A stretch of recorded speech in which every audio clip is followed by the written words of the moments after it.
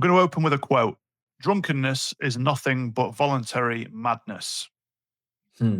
Yeah, it reminds me of what Chris Williams said years ago. He said something along the lines of, "A hangover is self-induced depression. You've actively chosen to do that. What led you to pick up the drink is different reasons, but you've actively chose just to put yourself into that acute depressive state." And then linking it with what Seneca's saying there in that quote is, yeah, it's madness. Absolutely crazy. And Why? the thing is, people that have never abstained from alcohol don't know how good that it is and how good you can feel without needing the alcohol to socialize. And some people go, well, I don't need it. It just helps. But it doesn't. But your belief system is that it does because you've got loads of evidence to back it up. And that's the case for any belief system, isn't it? That we have. Mhm. You need evidence for it to exist. You know, we get a lot of beliefs put onto us as children. It could be by a parent, by a coach, a teacher, a bully, a sibling, TV, film, and they're not necessarily your own experiences, but someone has warned you or they've told you about said thing. So now you take it on as your own. Eat everything on your plate, or you won't grow up to be a big boy. And then you're like, well, now I'm fat as fuck. So thanks for that, mum. Rich people are snobs. What? All rich people? Everybody that's got money is a snob? Don't think so. All men are bad. There's no good men out there. It's these belief systems that if you actually identify where it came from, who said it, what made you believe it, Yeah. then you can reframe it. Because a lot of people start drinking alcohol because it was just the done thing.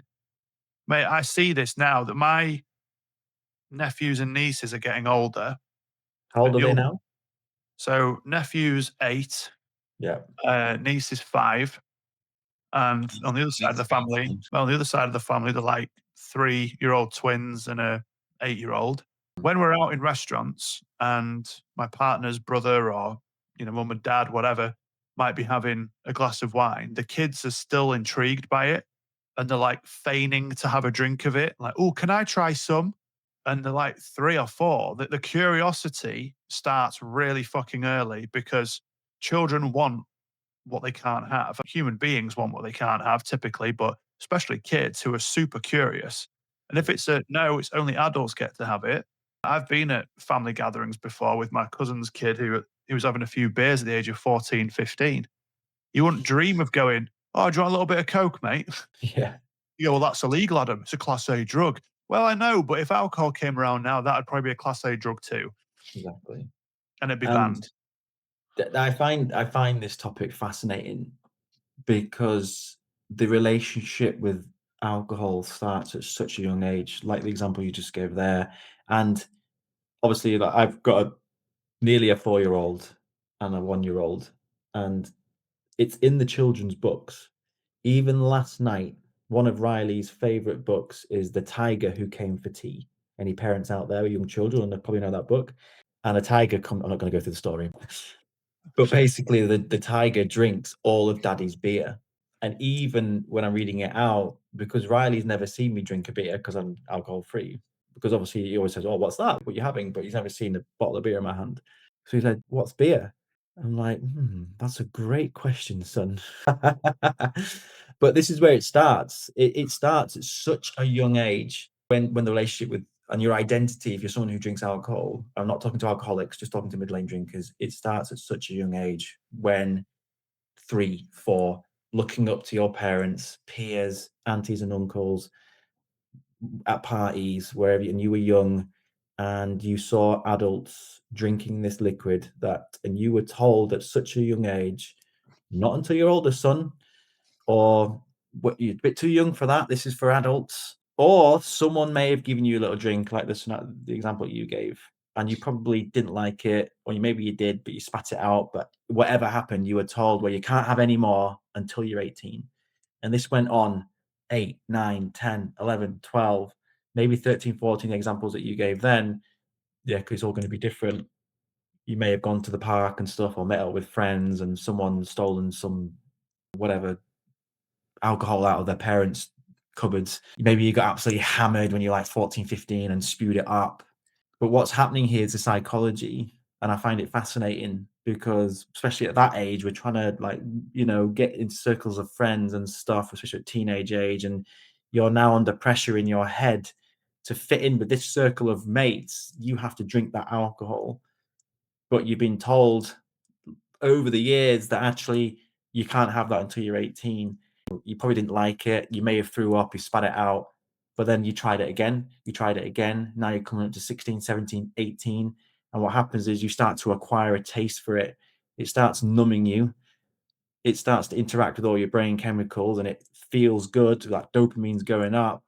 And now all of a sudden you've created the belief that you need this drink to fit in, go out, party. It becomes a habit. It becomes a standard. It's now part of your identity. Welcome to the alcohol matrix mindset. Yeah. I And find it fascinating. yeah, when you are in your late 20s, life gets a bit more real.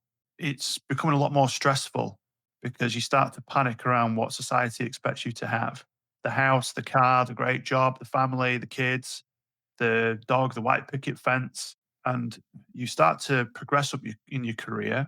I would imagine your co-workers probably going out to let off some steam and let your hair down, oh, and all that bollocks. And then before, as you said, it's just not almost used then as a coping strategy.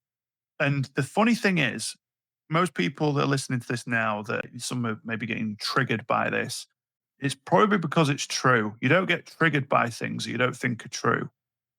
And we don't mean dependency and the stereotypical sense of scrambling for white lightning or empty cans of Carling to get a last dreg of beer. But if you're using the phrase, I need a beer, I need to go out tonight to drink and to forget and to unwind, just think about that language. If you heard a friend said, I need X drug, you'd be thinking there might be quite a strong attachment to that.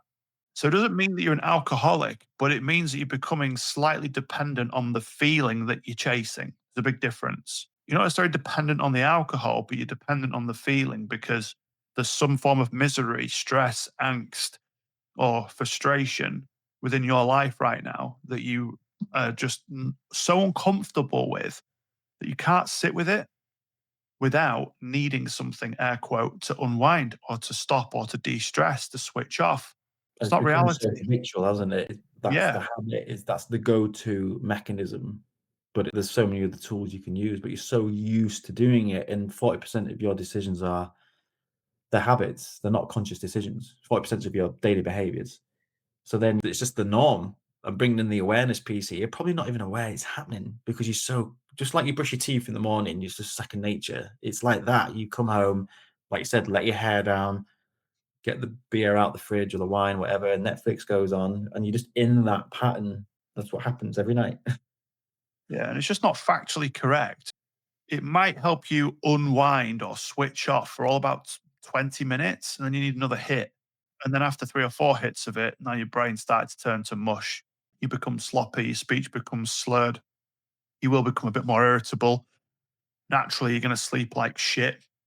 So the next day, you wake up again agitated. You've been sedated by the alcohol. It doesn't help you sleep, it knocks you out unconscious, a very big difference. And then your kids run in and they're screaming or they're crying or they're just in a really good mood, maybe. And you're thinking, oh my God, so much noise.